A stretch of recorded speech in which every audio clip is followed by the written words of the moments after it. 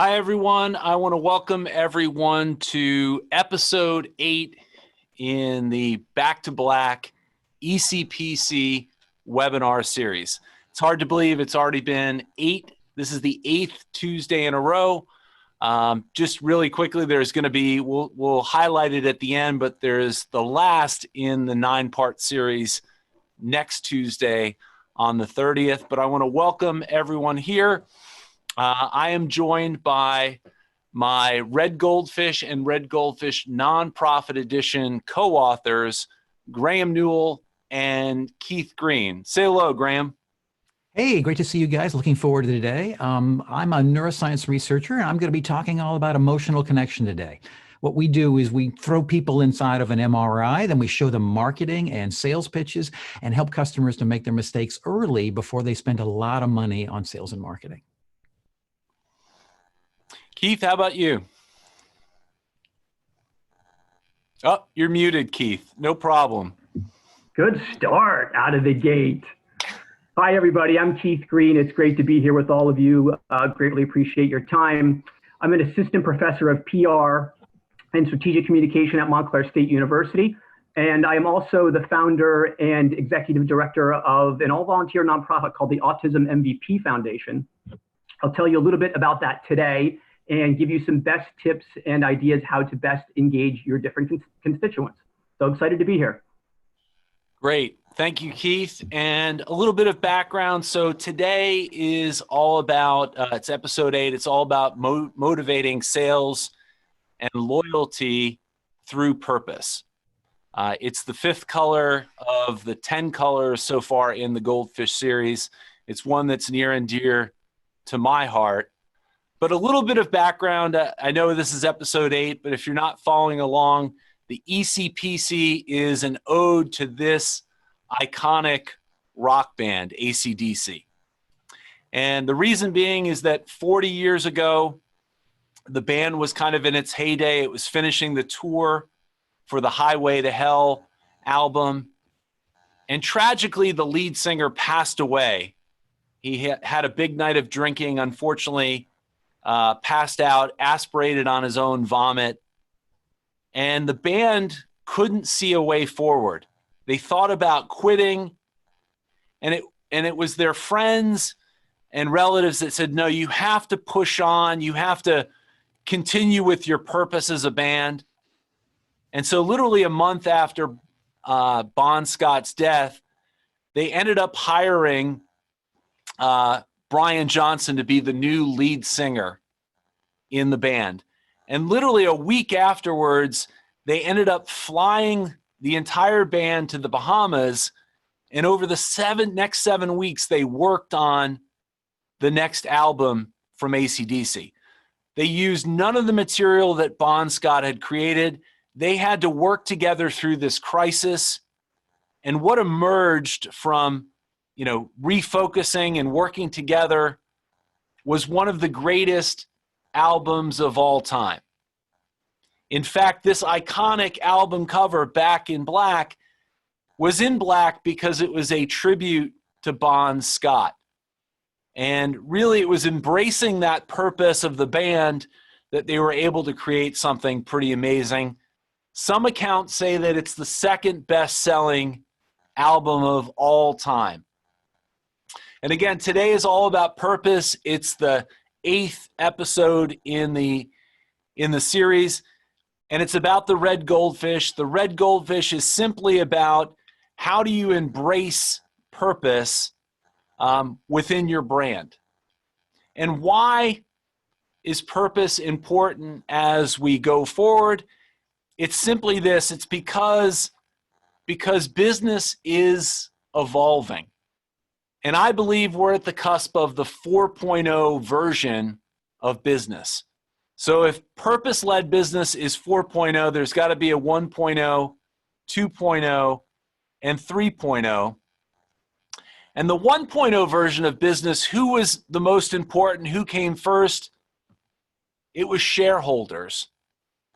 And simply the idea was that the sole purpose of business was to engage in activities to what?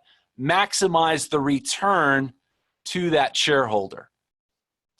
Now, about 30 years ago, 40 years ago, the 2.0 version came along. And who came first in 2.0? It was simply this: the customer comes first. And that the sole purpose of a business is to what?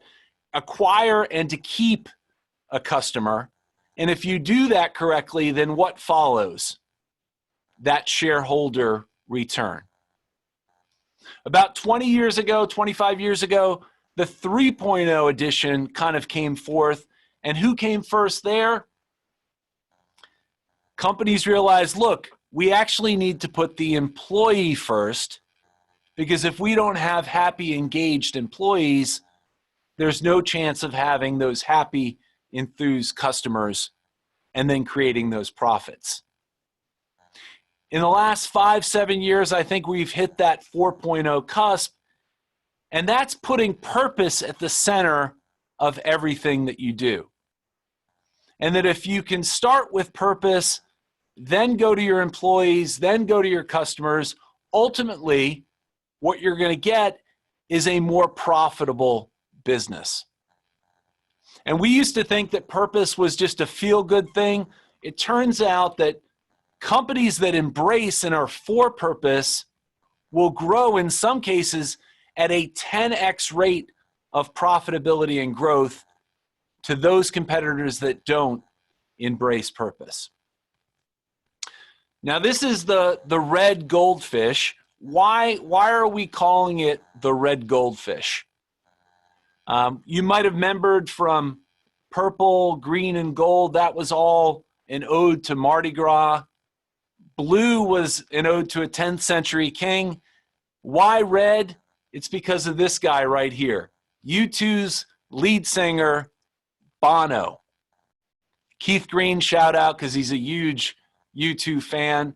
But why? Because back in 2006, Bono with Bobby Shriver started a thing called the Red Campaign.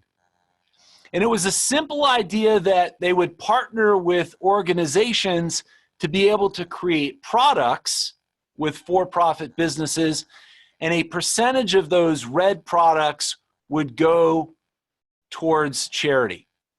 And in this case, for Bono, his passion was towards Africa.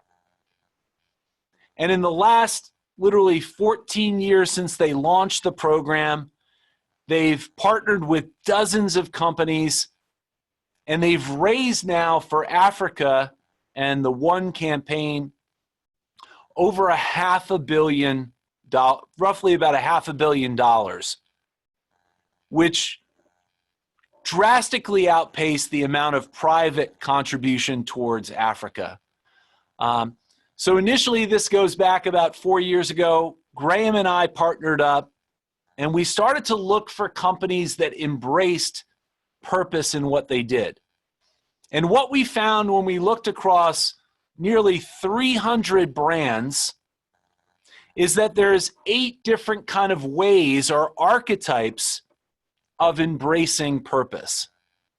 And what I want to do here for the next 10 minutes is give you an overview of these 8 archetypes.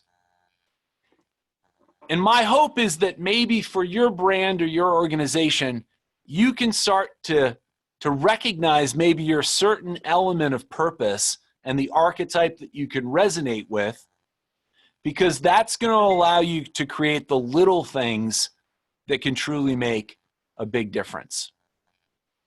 So the first archetype in the series is what we call the protector. And the protector, you always have to have a symbol for each of these archetypes. Who's the ultimate protector? The Man of Steel, Superman. These brands are all about protecting what's important to them. So brands that fit this archetype, Ben & Jerry's, Burt's Bees, Cotopaxi, but the one that we really feel embraces this is Patagonia. And their purpose is to help reimagine a more sustainable world. And one of the cool ways that they bring this to life is in a program that they do for their employees. So they have a program called Green Sabbaticals. And if you're a Patagonia employee, this is so cool. You have up to 2 months where you can go and volunteer, a paid volunteer opportunity for a nonprofit of your choice, as long as it's something that really lives up to their purpose. Second type is what we call the Liberator. And the Liberators are all about trying to do something new, to shake off the old, to reinvent a broken system. So who's the ultimate liberator? The symbol for the liberator? Moses. Brands that fit this archetype of being the liberator, folks like Airbnb, IKEA, Netflix, rethinking what they considered a broken system. But we feel the ultimate liberator, all about freedom, is this brand right here, Harley Davidson. They're all about empowering people to search for their freedom through motorcycling. And one of the fun programs that they do to bring it to life for first responders and members of the military, they have the Harley Riding Academy. And for members of the military and first responders, they make this program free so they can introduce them to motorcycling. Third one is what's called the designer. Who's the ultimate designer? The symbol of this from the movie Back to the Future? Doc Brown. Designer brands are all about empowering by creating revolutionary products. Folks like IDEO, Method, even Tesla, rethinking how they can move forward. But the prototypical designer brand is Apple. And Apple really saw the computer as a bicycle for the mind. And they saw it as a way to empower people to advance humankind, especially from a communication perspective. And so a number of years ago, for Autism Awareness Week, they launched a story, and I want to play a quick video here to give you a sense of how their products can empower people and advance humankind.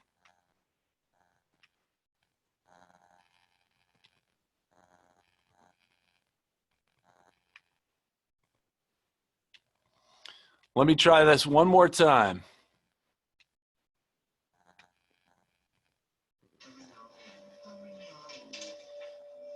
My name is Dylan, and I am autistic.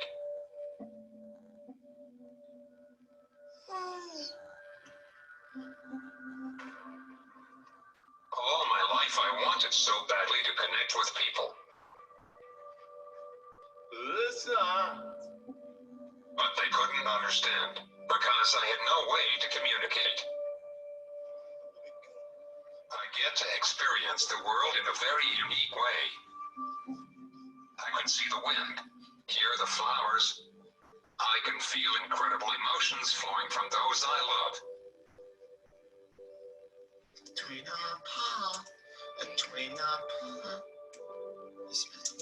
Many.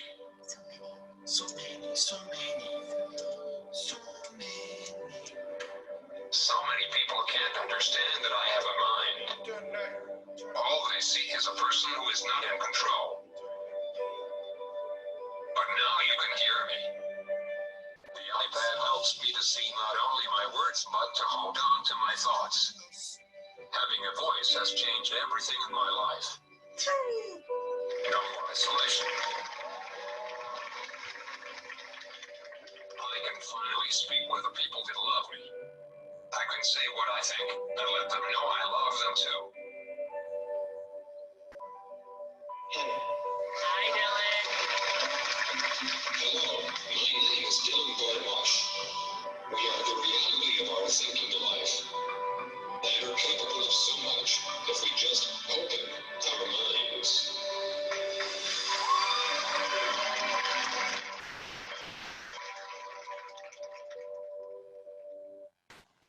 Powerful stuff. Apple redefining, using their products to advance touching.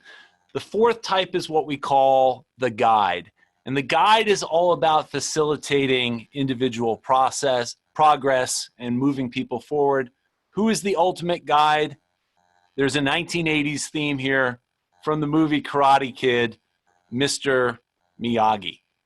And so brands that fit the guide, folks like D-Lite, the Khan Academy, King Arthur Flour, but the brand that we like that helps facilitate individual progress is Google.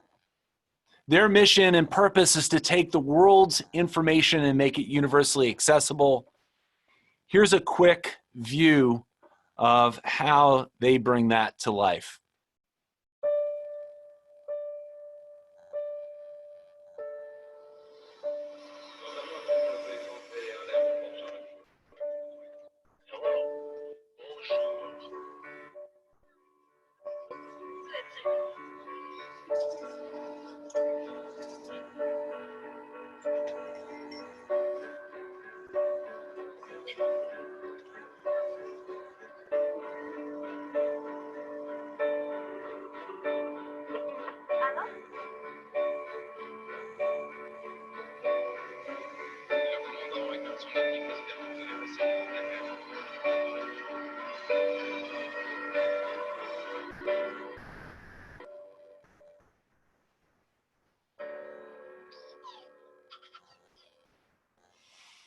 Great example of them helping to bring the world together through technology.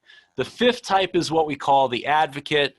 Advocate brands are those that stand up for a tribe. From the movie The Hunger Games, we got to get the aughts in there. Katniss Everdeen is the symbol for the advocate. Brands that fit this: AARP, Pedigree, Mission Barbecue. The one that we really like, though, is Panera.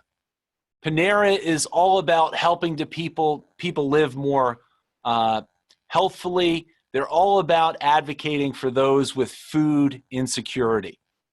So every day when they shut down, all of the bread that's left over, that's given away and donated. Sixth type is what we call a challenger type of brand. They're all about inspiring people towards transformative action. And the symbol from that, from the movie Gladiator, Maximus. Brands that fit this archetype of helping move people forward: Barbie, Lego, New Leaf Paper. But the one that we really like, and this pains me because I worked almost for a decade for Adidas, is Nike. Nike's about, if you have a body, you are an athlete. They're about inspiring people. Here's a quick video to bring that to life.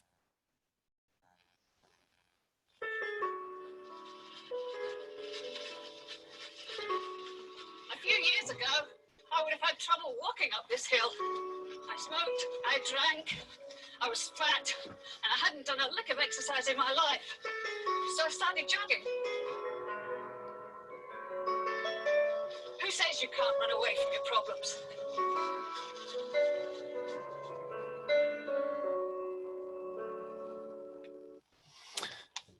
The Just Do It campaign, getting people to get out there through the apps that they have, they've done a great job of living up to that purpose, helping people along. The seventh type is what we call the unifier. And unifier brands are typically leaders. They're trying to rally people around a movement. The symbol of that from the movie Braveheart, William Wallace. Brands that fit this archetype: Fennegreen, Revolution, TerraCycle. But the one that we really feel is leading the way, especially in retail and grocery around organic, is Whole Foods. And so one of the ways that Whole Foods brings this to life is through their labeling and trying to really set the standard for how we determine what's organic. The eighth and final type of archetype, it's right at the pinnacle. It's what we call the master. And these brands are not only about making a difference in the world, they're also about changing lives on an individual level and being transformative on the way that you do business. So who is the ultimate master?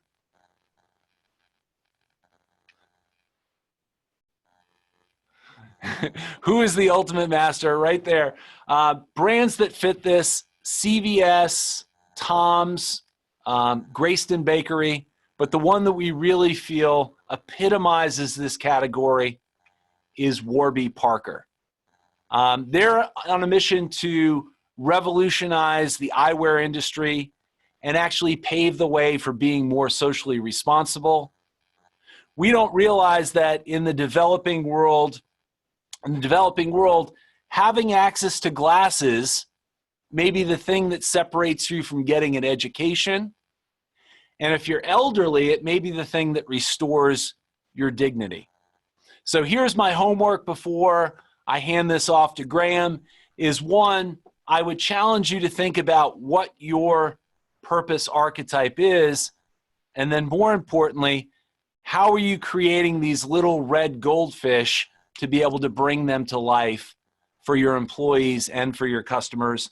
And so with that, I want to welcome Graeme, who is a neuroscience researcher specializing in emotional connection. He's going to walk us through how do you manage through a crisis like a COVID-19 as a brand. Graeme? Stan, thanks so much. So what we know is these are really unprecedented times for us. Fear has really made all of us just get a little bit crazy right now. And what we know is marketers are really scrambling to find a way to deeply connect with their teams. So what we'll see is we've seen so many commercials and ads over the course of the last little while. Now, if you take a look at the marketing that they've done for COVID, what you'll notice is there's kind of a sameness about it. So they start with long stretches of sad, tinkly piano music.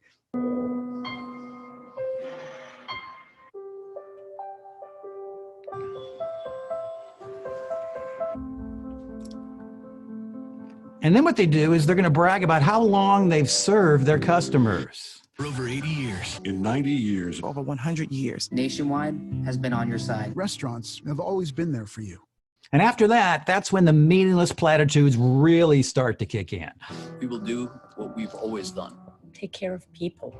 We're people. People. People. People. People. People and family. Family. Family. Family. Family. Family. Family. Family. Families are families. Families. Even now. Especially now. Especially now. Right now. Now more than ever. More than ever. Today, more than ever. Today, more than ever.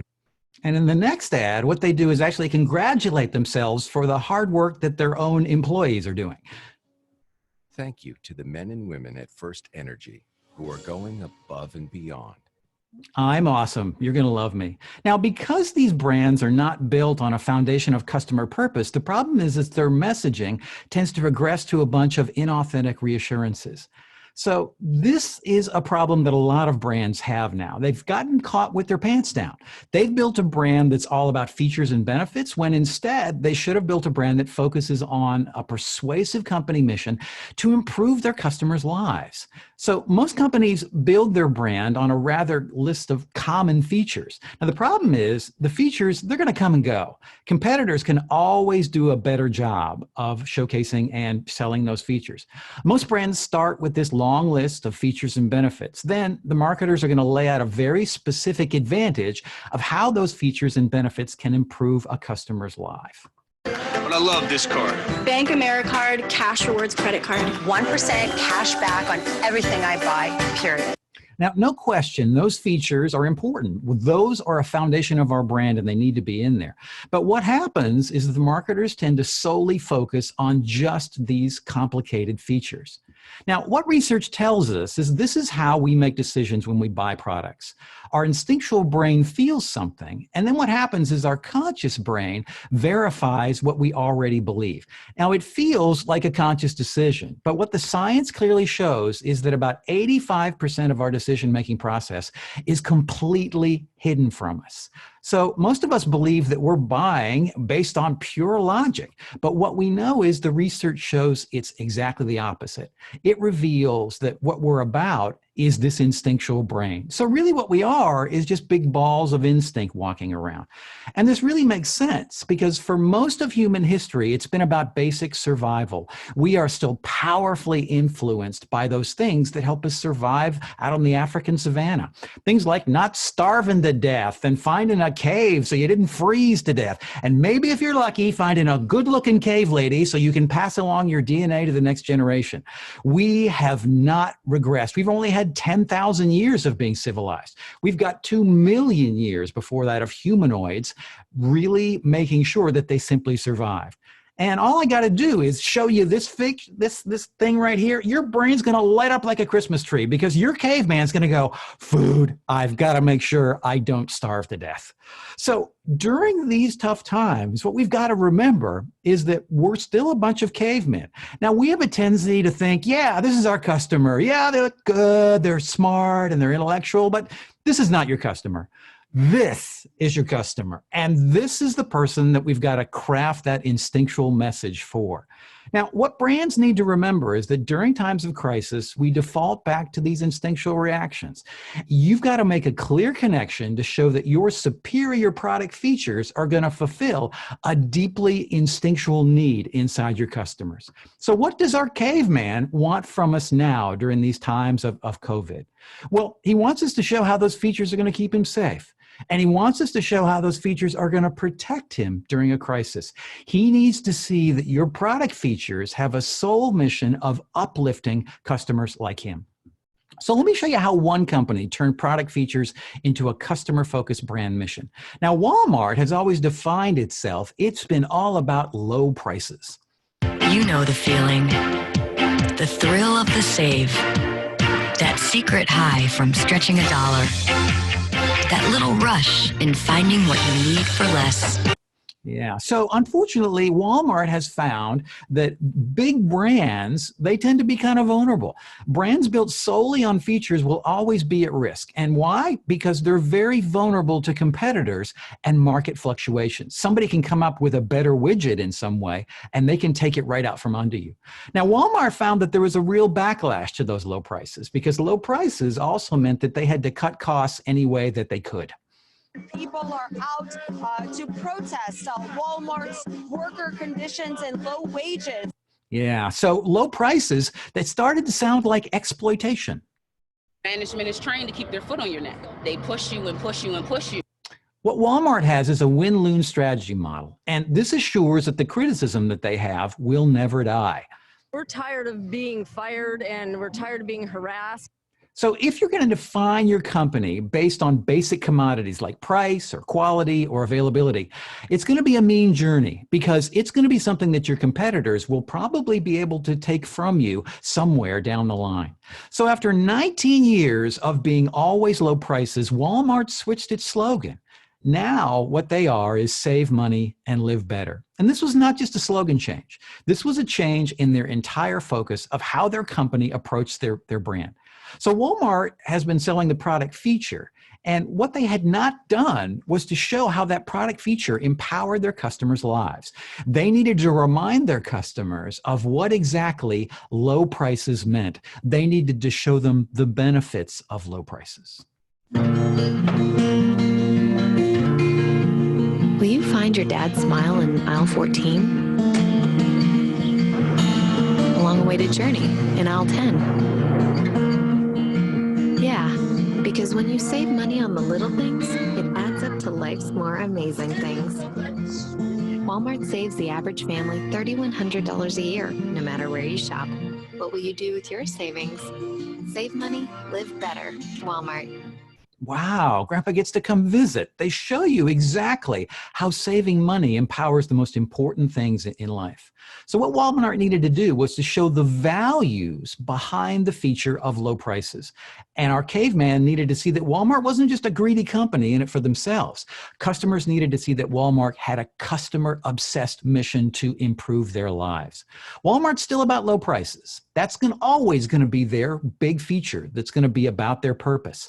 But they've taken it to the next level now. What they're doing is they are defining the conversation so it's something that's about the customer's life. Here comes Peter Cottontail, the town's Easter egg hunt.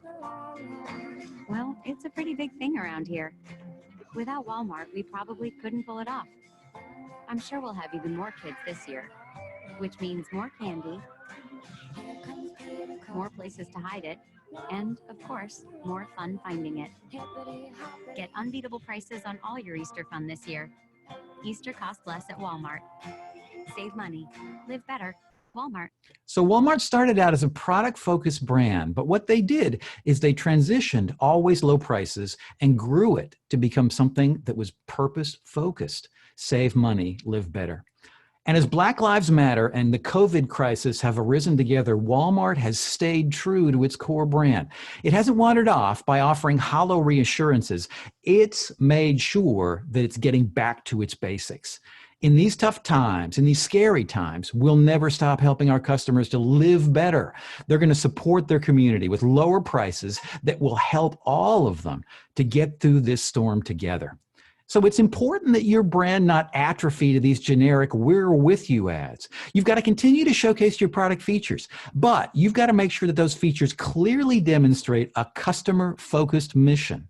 If you can do that, what's going to happen is you won't get off brand. Now, if you find that your brand is still built on just product features or your own ego, now's the time you got to get busy. You've got to figure out the unique, specific, customer-obsessed mission and know that it's not about what you do. It's about how you empower your customers to improve their own lives. So thank you. Stan, back to you. Stan, you're on mute there. Awesome, Graeme. That was tremendous. Thank you so much. Really quickly, I'm going to introduce Keith, but I forgot to share this before.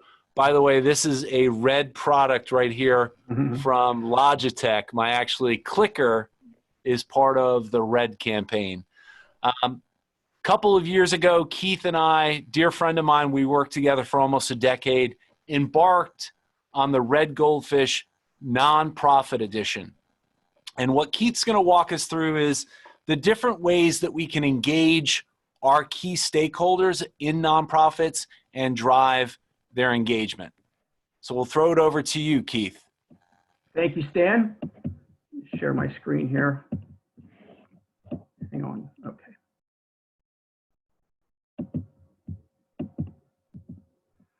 Okay.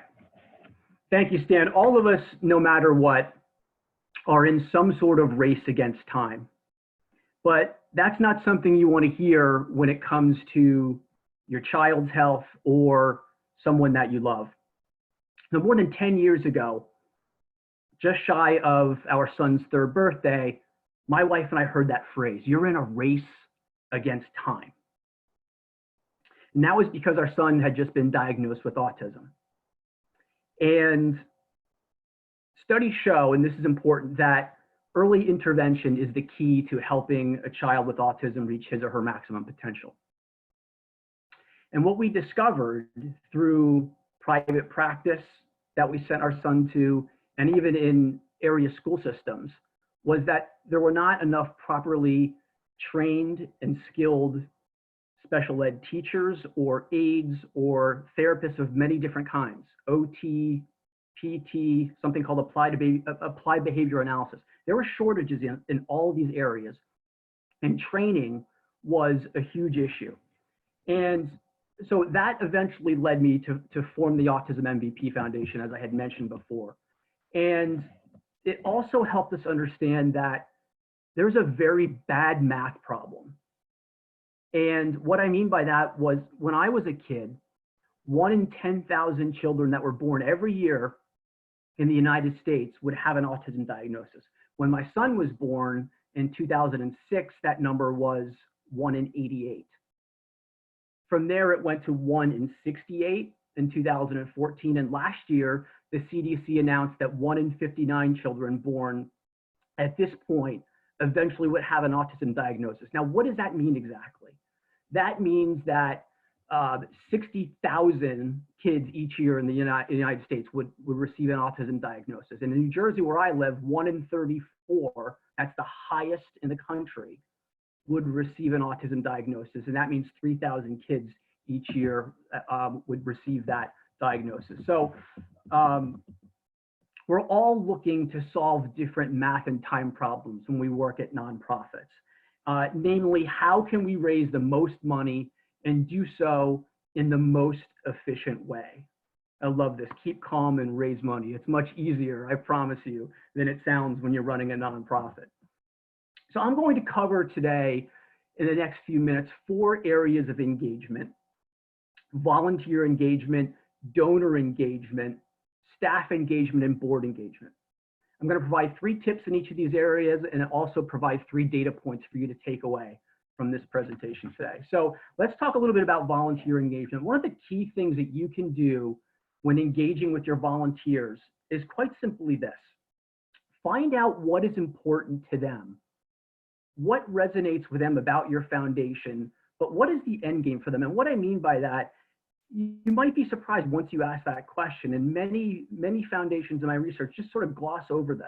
And if you ask them what they want out of it, you might be very surprised to learn that, for example, networking is a key component or reason that people want to volunteer for a nonprofit. They might not actually tell you that, but it actually is a huge reason why people do this.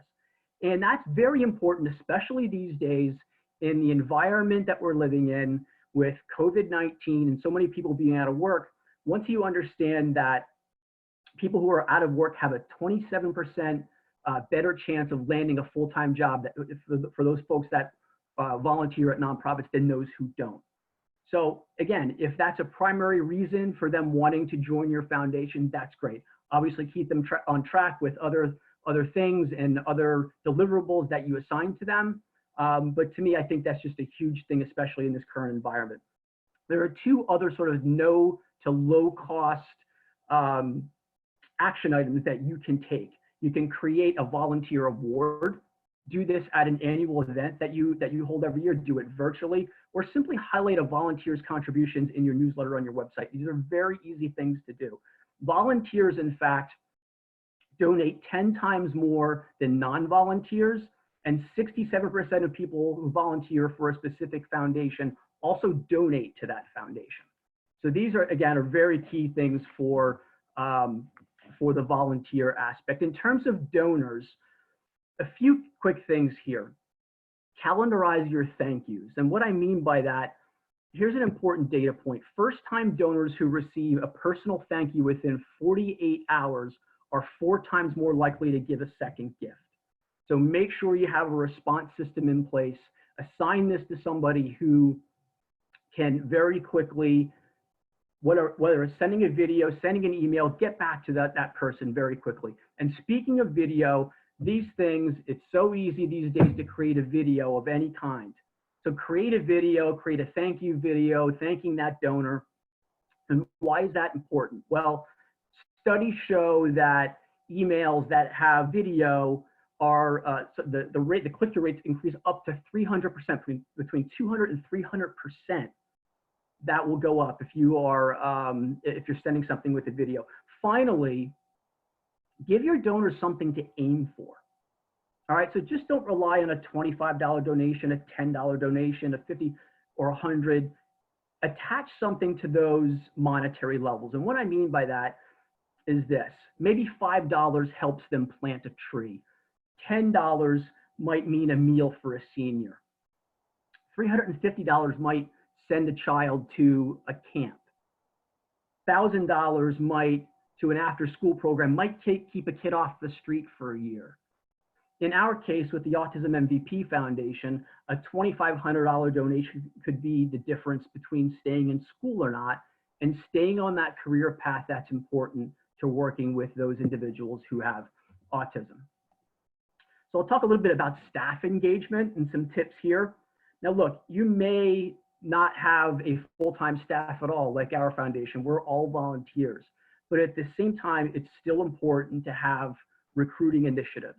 If you're familiar with the Society of Human Resource Management, also known as SHRM, they did a study that said 64% of nonprofits do not have a formal recruitment strategy, and 70% don't even have a budget for it. So keep in mind, this might be a difficult area, even if you are not hiring people on a full-time basis, right? You still want to have people adding to your board and to your volunteer stream, things along those lines. Onboarding is also important, okay? Once they join your team in some way, shape, or form, it's important to have an onboarding program. Studies show that people make decisions within the first 6 months whether or not they are going to stick around with the company that hired them. Nonprofits actually do pretty well in this area. 63% of them report they do have a formal onboarding process, which obviously is very important to maximizing retention, engagement, and productivity. So formalize these two areas, add budgets to them if it's possible, and you'll see some long-term growth, hopefully, with your nonprofit. Finally, in this area with staff, interaction and recognition are extremely important. For new employees, consider some one-on-one time with the CEO or even a formal or informal shadowing program. In the absence of monetary considerations, 30% of employees and 35% of CFOs found that frequent recognition of accomplishments are the most effective way to engage staff beyond sort of like a spot bonus or monetary incentive. Again, this could be in the form of an award, a newsletter. It could be in the form of a handwritten note from your CEO. So a lot of different ways you can approach this. So I want to provide one overall tip here with board engagement, and I love this concept. It's something that we're looking to implement with the foundation that I run, but consider having a customized tracking or point system for how your board members are doing in 3 different areas: giving, participation, and communication. So look at, have your board members, have they made a gift to your foundation? Have they brought in a major donor or sponsor? Do they have an employee matching program? Anything that's going to bring in extra money, and assign a point value to each of those areas within each of these categories. Same thing with participation. Are they coming to your events? Are they jumping on calls? Are they referring people to come join your team in some way, shape, or form? Communication, same thing. Are they sharing posts on social media? Are they reacting to calls in timely manners or emails and other requests that you need them for? Assign a point value, come up with a system, and see how they're doing. So when their term is coming up, you have a very clear understanding of how they performed, okay? It's almost sort of like an employee performance program, if you will. So I'll also take you back to a 2019 study just here last year, which showed that 42% of boards actually have less than 10 people. Now, that could be a product of your organization's bylaws if you run a nonprofit, but it could also have to do with a lack of engagement. That same survey showed that 27% of board members were disappointed in the way their boards were run and functioned, and 30% of board members, this is extremely amazing, 30% of board members said they would not fundraise, or they don't actively fundraise unless they are prompted to do so. So make sure, if you have somebody who is in charge of overseeing your boards, whether it's an executive board or board of trustees, and then maybe a separate advisory board, to make sure that those folks stay engaged and you ask them. We actually have letters that we send out to folks that are interested in joining us. Here is an outline of what we'd like you to do, and here's what we expect from you. But again, put a point system to it. It's very effective. So this is my last slide here before I turn it back over to Stan. But understandably, many events are going virtual this year. So perhaps you may have some time that things are slowed down, or maybe you're working a little bit differently. So take the time to look at different areas of your business where you can improve. And a big one is data. Do some data hygiene, okay? Whatever email platform you use to deploy communication to your constituents, whether it's MailChimp or whatever, go through there. Do you have everybody's cell phone number? Do you have everybody's physical mailing address if you want to reach them via direct mail or text? Look at all those things, see how you can improve that data hygiene. In terms of events, I'll say this: don't let the fear of the unknown stop you from communicating with your audience, okay? Our organization just finalized 2 events for the fall. And you know what? Those might change. Okay, they might change. We might have to cancel them. They might look different. They might be virtual. They might be a combination. Who knows? But don't let the fear of what is happening stop you from planning and moving forward and communicating with your audience. If things change, people will understand. It's just the environment that we live in right now. Finally, the last thing is to ask for stories from folks that are part of your organization, whether it's, again, board, staff, volunteer, whatever it is, and try to find what is resonating with them. Are there things that are making it difficult for them to be involved with the organization, whether it's making a donation or volunteering your time or whatever? We've found actually that the work from home, I should say, the schooling from home, has provided some opportunities for educators. And what I mean by that is it's very difficult, or can be very difficult, for students who have autism to adapt to this type of learning. And from there, we see an opportunity potentially to go to providers, therapy providers, or even school systems. How can we potentially put some resources against some additional training, how to best, or just some best practices, I should say, sorry, to work with students on the autism spectrum through this environment that we're also used to now for the last 2 months. So we saw that as an opportunity. So thanks. This has been tremendously fun. I'm going to turn it back over to Stan before we wrap up here. Great. We'll have you unshare there, Keith. Yep. Thank you so much. We're now going to open it up to, we've got about 14 or so minutes left. I want to open it up to let me go back to that, to questions and comments. So feel free, I'm going to open the Q&A right now, but before I do that, as I'm opening it, I'm going to throw something to Graeme. Graeme, I'm assuming you're putting people into MRI machines, right? Tell me some of the things, how science has changed our ability to research and be able to impact marketing. Give us some thoughts there. You know, Stan, what is so amazing is the things that I learn when we actually throw people inside of these machines are just incredible. People will tell us things that, yeah, I really prefer this, but then we can look at their brain and we can say, no, you don't prefer that. So what we have a tendency to do is we create a story about how we envision our best self is what we do. We think that we are this way, and it's important for our own ego to do that. But we can see inside the MRI that what really moves people is deeply instinctual things. Hunger and love of family and belonging and all of those basic things. And what we found in the marketing world is that we tend to get far away from that. We get so focused on product features. We get so focused on things that are about higher cerebral activities that we end up abandoning the things that are the true motivators. And that's what's so powerful about these red goldfish concepts. These are things that come back to the things that are most vital to us, our family, survival, things like that. And so you're always going to do better by coming back to these basic things because your instinctual brain is going to reinforce it. The thing to watch is to make sure that you don't get too big, you don't get too conscious, that you keep it on visuals and sound and things like that, that reinforce those deeply instinctual things that are about love of family, that are about survival. Great. Awesome. Awesome, Graeme. Keith, this one's going to be for you. This is a couple observations by Mark, and he wants some suggestions. One, Mark Villalobos, good friend.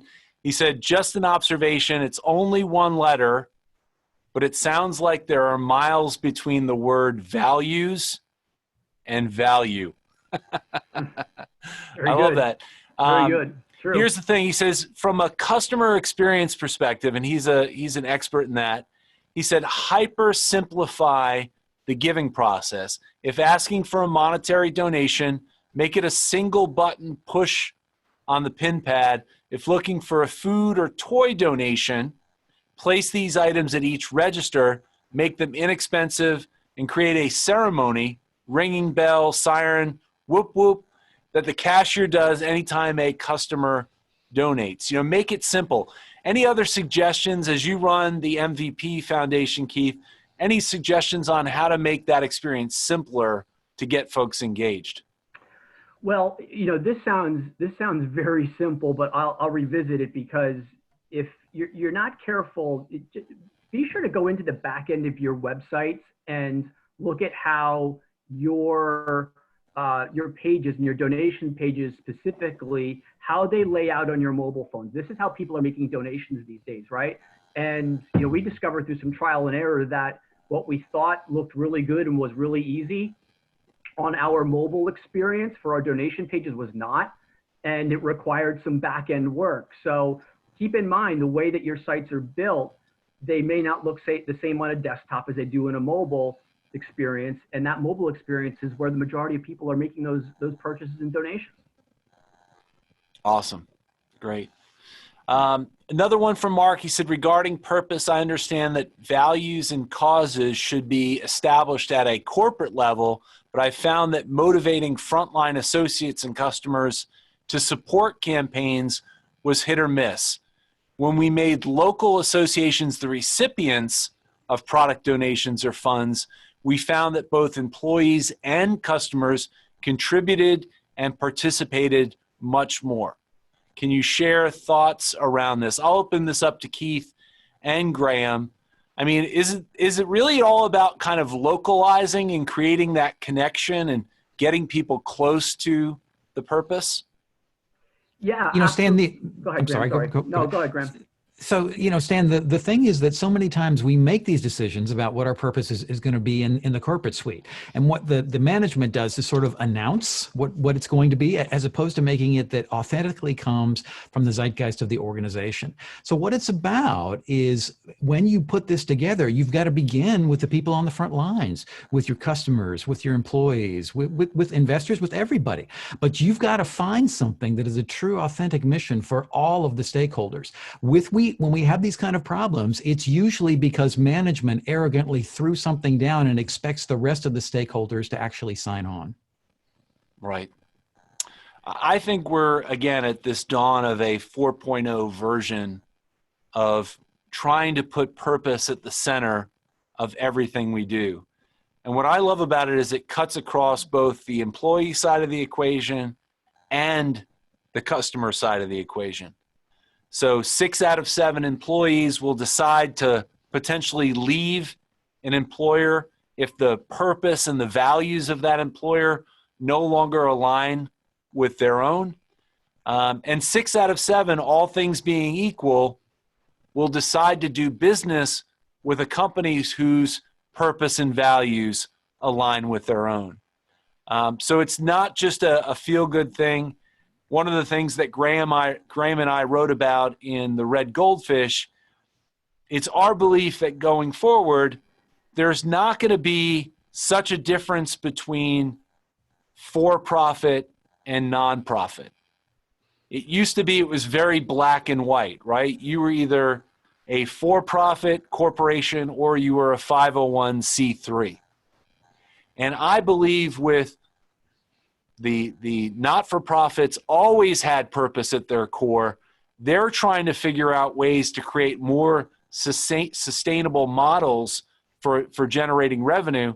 And now you have for-profits coming along that are embracing purpose.